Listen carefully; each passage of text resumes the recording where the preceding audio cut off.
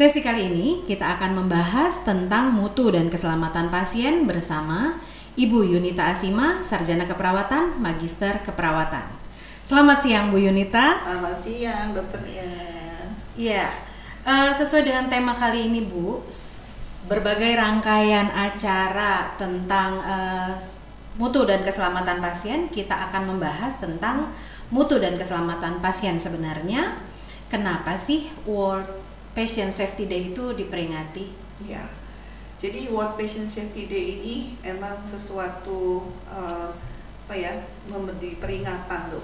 Ketika rumah sakit dan pemberi pelayanan kesehatan itu memang seringkali terdampak dan juga memberi dampak pada kesehatan pasien, keselamatan pasien, maka kita mengingatkan secara global seluruh dunia bersama-sama setiap tanggal 17 September akan adanya Hari Keselamatan Pasien. Itu dimulai dengan adanya satu deklarasi oleh World Health Global ya, yang ada di Amerika tahun 2019 tentang Hari Keselamatan Pasien. Jadi menurut satu gerakan ini tujuannya mempromosikan agar gerakan keselamatan pasien ini mengingatkan dan diglobalkan, diedukasikan kepada semua pemberi pelayanan maupun pengguna fasilitas kesehatan. Jadi setiap tahun ada tema yang berubah-ubah, ada tema yang diambil tergantung dari kebutuhan. Nah, tahun 2024 ini temanya adalah Improving Diagnosis for Patient Safety. Nah, dengan slogan Get it right, make it safe. Jadi ketika mendirikan diagnosa yang dianggap suatu pelayanan yang kritis di rumah sakit, itu kalau nggak salah insiden keselamatannya ada sekitar 16%, cukup besar ya. Jadi 16% itu adalah titik kritis di mana pasien itu harus benar-benar dilakukan dengan tepat, dan itu yang diperbaiki. Dari sekian insiden itu tadi, jadi mengingatkan kita semua untuk perbaikan-perbaikan di setiap titik di mana proses pendirian diagnosa, baik itu ketepatannya maupun waktunya, itu harus diperhatikan. Jadi kan selama ini apa sih diagnosa saya, pasien seringkali kebingungan. Betul. Nah, itu kan tandanya pasien ini belum diberikan edukasi sebaik mungkin dengan bahasa yang dapat dimengerti ya.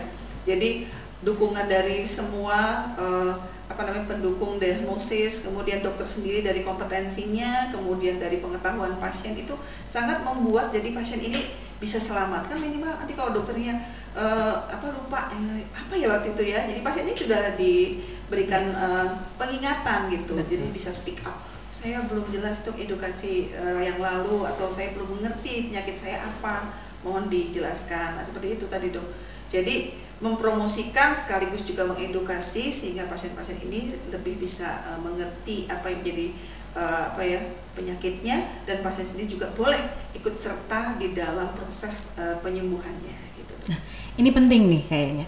Jadi beberapa pasien yang selalu mengeluh bahwa saya nggak dijelaskan sama dokter, itu sekarang udah nggak zaman ya Bu. Ya, berarti betul. Sekarang semuanya mesti minta penjelasan yang jelas, sampai kita juga merasa puas atas penjelasan dokter untuk keselamatan baik dokter maupun pasien itu sendiri. Baik, kemudian kenapa sih keselamatan pasien sangat penting dalam pelayanan kesehatan sih Bu? Ya, seperti yang tadi saya juga sudah sampaikan dok, memang dari segala macam yang kita amati di rumah sakit, kita ini seperti pesawat terbang. Kalau kita sedang dalam proses terbang, itu kan ada tuh prosedur keselamatan yang harus dikerjakan. Betul. Nah, demikian juga di rumah sakit. Sebenarnya setiap pelayanan itu harusnya ada prosedur yang juga menjamin keselamatan pasien. Langkah-langkah apa yang dikerjakan sesuai dengan tindakan tersebut yang memastikan bahwa pasien itu akan selamat. Nah, seperti itu juga. Kenapa di rumah sakit penting? Karena setiap orang diharapkan mengerti tentang standar yang harus dikerjakan dan mengerjakannya dengan patuh. Nah, selama ini yang kami perhatikan adalah karena terlalu banyaknya kegiatan, karena terlalu banyaknya hubungan satu dengan yang lain, komunikasi yang harus terjaga. Betul. Antara semua pemberi pelayanan, itu kadang-kadang terjadilah miskomunikasi. kadang-kadang terjadi ketidaklengkapan informasi sehingga pasien itu tidak merasa mengerti apa yang menjadi penyakitnya, apa yang harus dikerjakan pada tubuhnya, pada dirinya, sehingga dia tidak selamat gitu. Nah ini kan jadi kita ingin pada rumah sakit kita, di Rumah Sakit Fatmawati ini, dari semua level pemberi pelayanan, mulai dari kebijakan yang diberikan itu dipahami dengan baik. Kenapa itu harus dikerjakan, dipahami? Karena itu menyelamatkan pasien dan menyelamatkan dirinya sendiri. Nah, kemudian dari situ kita juga mesti melihat apa ya namanya ya, insiden-insiden setelah itu diterapkan semua seluruh standar atau prosedur. Nah, kemudian kita melihat nih, mengukur apakah sudah benar-benar menjamin. Nah, dari situ kita akan lihat ada laporan-laporan yang disampaikan kepada komite mutunya atau kepada pimpinan, apa sih yang masih kurang. Nah, kurangnya itu sebenarnya adalah bentuknya ada kesalahan-kesalahan kecil maupun besar yang bisa kita lihat sebagai suatu hal yang perlu kita pelajari untuk kita perbaiki. Jadi sekali lagi, keselamatan pasien itu adalah suatu sistem, Dok. Jadi bukan orang per orang, tapi sistem yang dibangun sehingga kita bisa yakin bahwa sistem itu aman untuk pasien maupun kita semua. Nah, jadi ketika terjadi insiden pasien tidak selamat, tandanya sistem itu perlu kita perbaiki, kita pelajari di mana kelemahannya, kemudian kita berikan perbaikan sehingga tidak terulang lagi dan sehingga nanti lebih baik lagi. Itu sebenarnya, sehingga di rumah sakit yang sebesar Rumah Sakit Fatmawati ini itu harusnya insiden yang dilaporkan itu tidak merupakan suatu hal yang perlu menakutkan, tapi justru menyenangkan gitu ya. Nah, jadi memang itu perlu komitmen dari setiap pimpinan di semua satuan kerja agar tidak perlu melakukan blaming culture. Jadi menyalahkan atau memblaming itu kan kemudian disudutkan, kemudian dihukum, apalagi dikurangi remunnya, Dok. Waduh, sudah akhirnya stoplah melaporkan, akhirnya tertutup semua dan kami nggak ngerti lagi kelemahannya ada di mana gitu. Nah, seperti itu. Jadi kenapa patient safety itu perlu diingatkan terus. Nah, tadi pesawat aja itu kan kita perlu pastikan semuanya safe, semuanya dalam kesiapan fungsinya dan lain-lain sehingga bisa berjalan penerbangan itu dengan aman sampai dengan landed dan semua penumpang selamat. Begitu juga di rumah sakit. Apapun yang kita kerjakan harus sama, semua benar, kemudian kita selesaikan dengan baik. Ya, seperti itu. Berarti berat banget sebenarnya ini tugasnya mutu dan keselamatan pasien ya, Bu. Yang pertama, tugasnya besar, itu untuk selalu mengedukasi hal-hal yang baik. Kemudian yang kedua, itu selalu mengupdate apabila SOP-nya ternyata masih perlu tambahan atau masih perlu ada yang ditambahkan, disempurnakan lagi, itu diupdate terus gitu ya. Banyak banget tugasnya. Banyak sekali, Bu, ya. Tapi kalau bersama pasti bisa ya. Iya, pasti. Ya. Kemudian kalau saat ini kondisi Rumah Sakit Fatmawati sendiri seperti apa sih, Bu? Ya. Baik, Dok. Jadi ini pertanyaan yang baik ya. Karena rumah sakit kita itu kan sebenarnya kalau dikunjungi pasien itu kan dia harusnya merasa yakin bahwa kalau di rumah sakit itu aman. Iya. Sehingga dia memilih untuk bisa dirawat di sini. Iya. Jadi bukannya takut nih, banyak banget insiden di sini, serem banget gitu. Jadi pasien itu kita lihat dari sisi keselamatan sekarang ini memang laporan tuh semakin banyak, Dok. Iya. Jadi kesadaran dan keterbukaan, kejujuran dari setiap staf kita ketika melihat suatu kesalahan yang perlu diperbaiki itu sudah meningkat. Dibandingkan 2023 yang tadinya 262, sekarang sudah 574 insiden yang dilaporkan. Berarti staf kita sudah semakin sadar bahwa insiden itu kalau dilaporkan nggak apa-apa dan itu justru memperbaiki, ada keuntungan untuk rumah sakit bagi siapapun yang menemukan itu. Jadi sistem itu akan segera dilakukan perubahan dan perbaikan. Jadi kita sudah 120% dari sisi pelaporan. Nah, dari sisi budaya keselamatan ini, Dokter Nia. Jadi ada 4 dimensi. Jadi tadi kalau kita laporan insiden itu tadi banyak ya jenisnya, ada KTD, KTC, ada sentinel.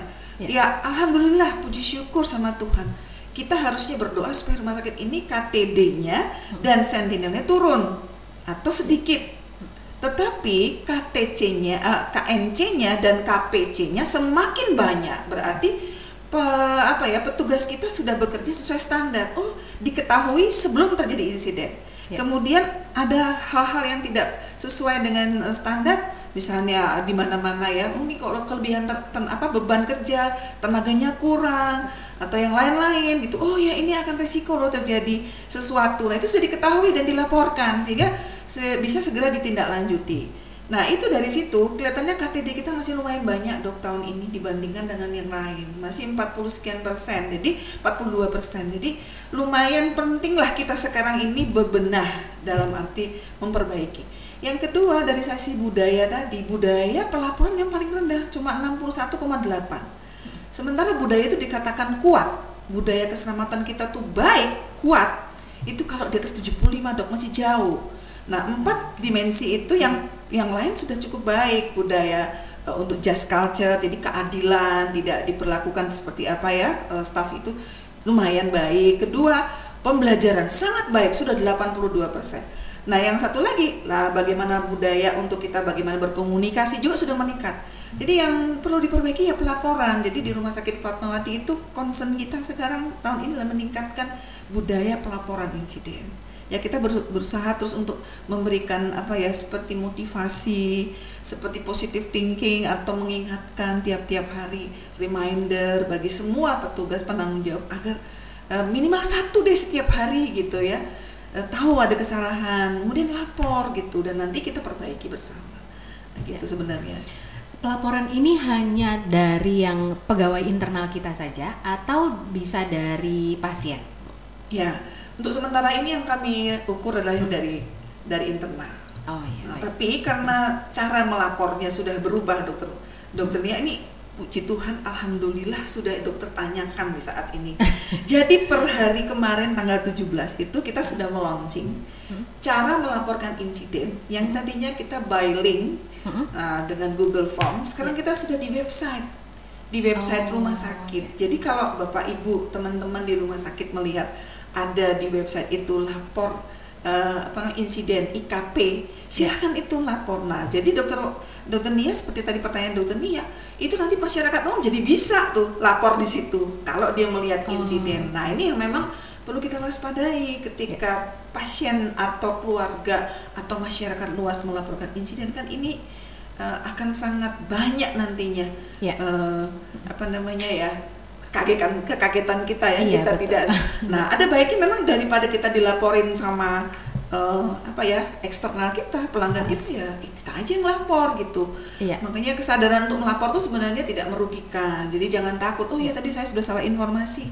Ya sampaikan saja saya tadi salah informasi. Jadi tinggal diulang, diperbaiki gitu. Jadi ada proses memperbaikinya gitu dokter Nia. Jadi seperti itulah yang diharapkan. Jadi petugas kita maupun dari eksternal bisa juga turut serta membuat laporan kepada kami. Gitu. Berarti sekarang jadi lebih mudah ya Bu, untuk bisa melaporkan. Kemudian yang penting untuk di-highlight adalah jumlah insiden itu dilaporkan bukan untuk menstigma, bukan untuk memojokkan teman sejawat ataupun teman kerja kita, tapi untuk perbaikan mutu dan keselamatan pasien kita. Untuk terkait dengan tema, apa sih Bu yang dikerjakan di rumah sakit sesuai dengan tema tahun ini? Ya, temanya kan sangat menarik ya dokter Nia ya. Dokter Nia sebagai seorang dokter juga pasti akan terlibat di dalamnya. Jadi ini kaitannya dengan diagnosis. Nah, memang diagnosis ini kan yang lebih banyak mengerjakannya adalah teman-teman medis. Jadi petugas medis kita pada saat ini kita juga ajak bersama untuk membuat suatu komitmen. Nah, kita berkomitmen bersama. Komitmen untuk apa? Meningkatkan standar pelayanan, kepatuhan kita terhadap standar pelayanan. Mulai dari ketepatan jam pelayanan di poliklinik, kemudian visite, kemudian juga menulis rekam medik dengan lengkap, menegakkan diagnosa dengan penuh kehati-hatian. Jadi kalau katanya kesalahan dokter itu dalam menegakkan diagnosa itu kan ada beberapa. Biasanya karena terlalu pede atau justru kurang pengalaman. Nah, kalau terlalu pede itu sebentar sekali terus bisa menegakkan diagnosa, itu juga bisa berbahaya. Tetapi kalau yang tidak pede atau yang tidak berpengalaman, tidak kompeten, itu juga sangat berbahaya. Jadi di situ dokter akan kita edukasi bagaimana caranya melakukan penegakan diagnosa yang benar dengan webinar beserta dengan contoh-contoh pelaksanaan informed consent dan pemberian edukasi. Karena banyak sekali dok laporan masyarakat kepada kita, aduan baik sampai ke polisi, ke MKDKI, itu kaitannya dengan tadi pada titik-titik kritis di mana kita membuat diagnosa, pada saat kita membuat informed consent, pada saat melakukan edukasi yang tidak terlalu jelas gitu. Dan kemudian kegiatan berikutnya adalah kita melakukan lomba pelaporan insiden. Nah, ini menggembirakan, ini sudah kita launching kemarin, tanggal 17 sudah kita sampaikan hadiahnya. Nah, ini terima kasih buat yang sudah mendapat hadiah, tapi yang belum masih terus kita tunggu. Akhir tahun kita akan ulang lagi. Kemudian kegiatan yang lain adalah kita juga tadi nanti di HKM, jadi komitmen yang kita ambil hari ini, kita akan tentukan nanti siapa yang terbaik. Jadi kita ingin ada dokter yang betul-betul dalam segala sisi kehidupannya itu benar-benar memang sesuai dengan standarnya. Memang ya harapan kita ini jangan jadi membuat jadi para dokter atau teman-teman medis ini jadi wah kok kita ini banget sih gitu. Enggak, sebetulnya itu berproses. Bisa jadi dokter itu nilainya nggak terlalu tinggi, tapi dari semua titik itu baik, itu kita pasti menghargai gitu ya. Dan kita pasti yakin itu pasti ada upaya yang luar biasa. Saya tahu lah dokter kan satu untuk banyak pasien.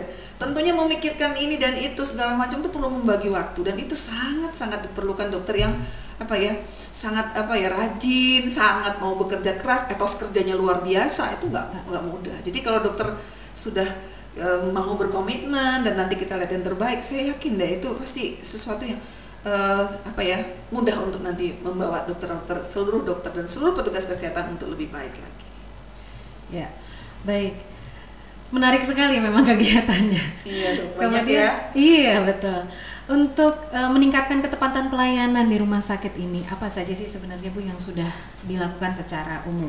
Ya, melalui Dokter Nia, kita sudah lakukan beberapa koordinasi ya terutama dengan direktur terkait, yaitu teknis yang mengatur tentang pelayanan para dokter ya. Dokter ini kan ada jam-jamnya gitu, jadi beliau sudah dihargai. Jadi misalnya melakukan kegiatan ketepatan waktu, kita sekarang catat dengan fingerprint. Nah, lupa membuat dokter tadinya suka lupa, sudah datang tapi nggak absen, bisa ngabsen gitu ya. Kalau dokter belum, mungkin juga bisa dibantu mengingatkan gitu. Jadi dari sistem juga nanti kan ada dokter, ada pasiennya sekian. Nah itu akan kita buat sistem seperti itu. Dan di program salah satunya adalah bagaimana dokter bisa mengingat, oh pasien saya ada banyak hari ini di poli. Jadi dokter bisa diingatkan bahwa hari ini dokter jam sekian ada banyak pasiennya di poli. Itu yang dilakukan di poliklinik dan juga mungkin di MCU ya dok ya.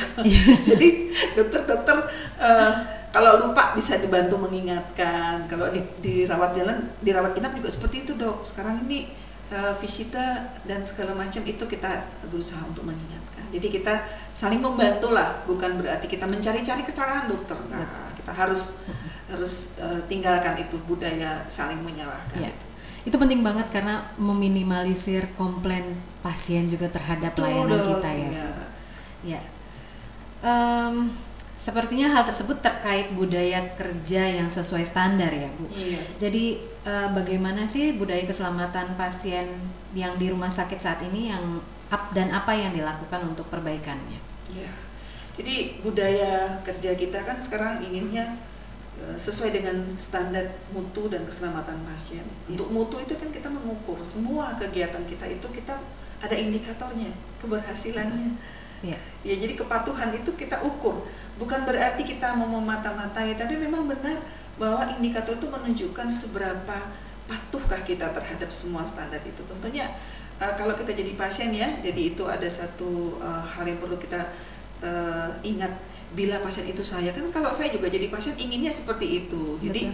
Jadi kalau jadi pasien kita maunya tepat waktu dilihat atau mungkin diedukasi. Nah makanya budaya kerja yang kita inginkan kalau kita sebagai pasien ya itu yang kita lakukan. Dan tentunya kebijakan yang sudah dibuat oleh rumah sakit. Tentunya kebijakan itu kan melihat dari banyak sisi ya dok ya. Ada yang secara eksternal tuh dari Kementerian Kesehatan juga sudah mengatur kita jam visit mesti sebelum jam 12, misalnya jam 14. Kemudian jam di poli harus jam 8 mulai gitu ya. Kalau terlambat ya boleh setengah jam misalnya. Jadi kalau terlambat nggak suruh push up ya Bu? Nggak suruh push up. Jadi nggak sama sekali kita mengharang sendiri dong.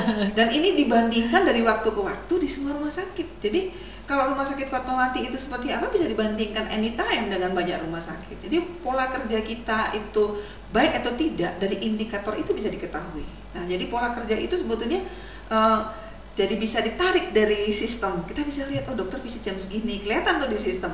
Bagaimana dokter menulis rekam medik, kelihatan tuh kelengkapan rekam medik. Kemudian bagaimana sih dokter memberi edukasi, melakukan informasi, semua kelihatan dari formulir yang sudah diisi. Jadi saya rasa sih yang penting kebiasaan kita saja. Jadi kita tidak perlu kita artinya susah payah karena itu sehari-harinya kita sama kolaborasi, komunikasi itu yang paling penting. Jadi kalau ada dokter 6 langkah keselamatan pasien, 7 langkah keselamatan pasien, 6 standar keselamatan pasien, kemudian ada 6 sasaran keselamatan pasien, itu semuanya kita jalankan. Jadi berkomunikasi itu kan menjadi standar nomor 1. Jadi kita juga harus berkomunikasi, berkolaborasi.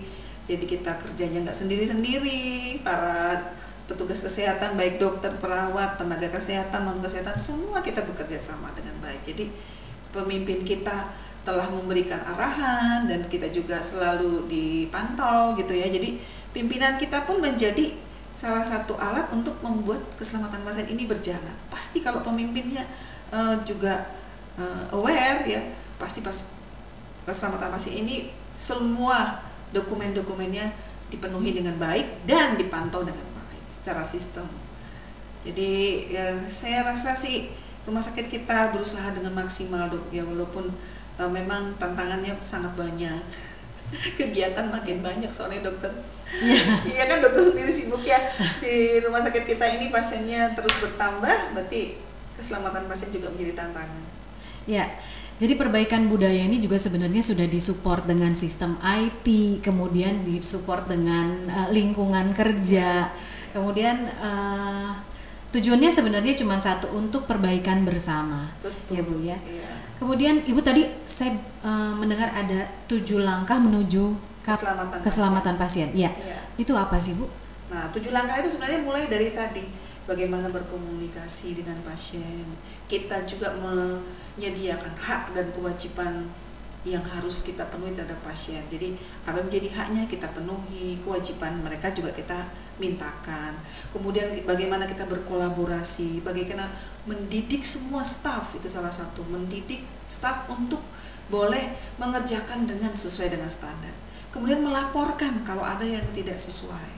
Kemudian memimpin mereka kepada keselamatan. Jadi kita ronde, kita melihat ke lapangan, kita juga terusur atau tracer. Itu semuanya demi supaya berjalan semua sistem.